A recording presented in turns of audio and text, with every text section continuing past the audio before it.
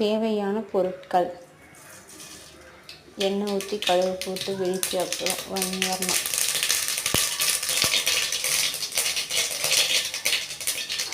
கருவேப்பிலை போடணும். உருளைக்கிழங்கு போட்டு நல்லா கொஞ்சம் எண்ணெயிலே குக்காகணும்.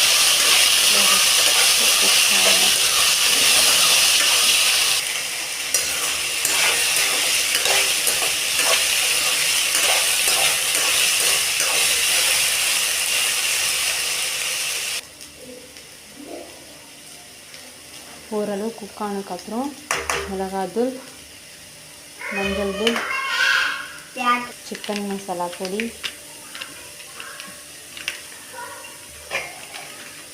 இஞ்சி பூண்டு பேஸ்ட் போட்டு நல்லா கொஞ்சம் ஸ்ப்ரெட் ஆகிற மாதிரி கலக்கணும். கலக்கினதுக்கப்புறம் தேவையான அளவு உப்பு போடணும். எல்லாமே நல்லா கலந்து வரணும்.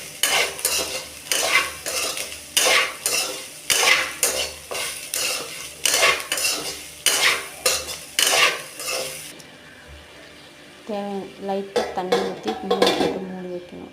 5 நிமிஷத்துக்கு ஒரு முறை கலக்கணும். கலக்கினப்புறம் பொட்டேட்டோ ஃப்ரை ரெடி. கொத்தமல்லி தூவி சுவையான பொட்டேட்டோ